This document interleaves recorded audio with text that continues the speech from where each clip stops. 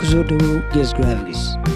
Ges Graphics waxaad ugu iman doontaa qaabka loo edgareeyo imageska, qaabka loo edgareeyo videoska, iyo qaabka loo sameeyo motion graphics iyo graphic designs. Inta aynu ku dhex jirno barashada casharadeennan, waxaynu si dhiib leh uga hadli doonaa programmada aan isticmaali doono. Halkani waa Ges Graphics. Saaxiib soo dhawow.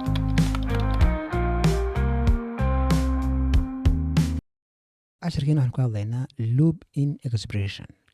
Loop in expression waxay sameynaysaa inay ku soo celceliso animationka property-ga ayadoo isticmaalaysa keyframe-ka ugu horeeya ama fast keyframe.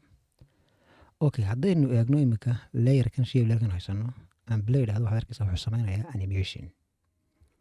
Okay, haddaan soo furo arrowgan yar muxuu leeyahay position keyframe.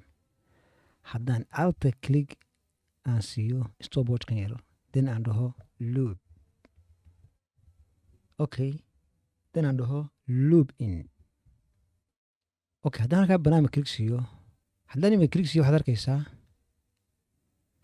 animationku wuxuu istaagayaa marka la marayo keyframe-kan ama last keyframe. haddaan select gareeyo labadan keyframe then aan tago 3 seconds then aan drag gareeyo oo halkan aan keeno keyframeskaygan then aan tago bilowga compositionkayga aan play dhahdo waxaad arkaysaa animation buu sameynayaa oo ku base garaysan fast keyframe. marka la gaadho fast keyframe ayuu istaagayaa. Okay, haddaan imika play dhahdo waxaad arkaysaa animationku wuxuu soconayaa laga bilaabo start pointiga compositionkayga ilaa keyframe-kan. intani waa maxay? waxay sameynaysaa animation. intan aan horu qaaday waxay sameynaysaa animation. haddaan bilad waad arkaysaa animation bay sameynaysaa. marka loop in waxaa loo isticmaalaa haddaad doonaysid in animationkaagani uu noqdo mid sameynaya animationka waqti cayiman ilaa 5 seconds ayaan doonaya inuu sameeyo animationkani socdo. maxaan sameyn karaa markaa? loop in baan isticmaali karaa.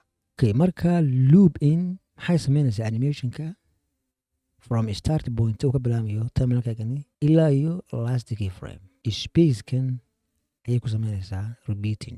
Okay, haddaan imika play dhahdo waxaad arkaysaa areada ma ugu sameynayaa repeat. arkaysaa marka la gaadho last keyframe-na wuu istaagayaa repeat-ki ama soo celcelinta way istaagaysaa. marka haddaad doonaysid in aad start point-ga ama aad doonaysid in point gaara ku sameyso animation soo noqonaya waxaad isticmaali kartaa loop in. haddaad marun soo booqatay channelka Ges Graphics, fadlan waxaan kaa codsanayaa inaad like-ta iyo subscribe-ta inoo saarto channelka si aan u helo dhiirigelin oo aan u sameyno waxyaabaan ka wanaagsan. waad mahadsantihiin dhammaantiin.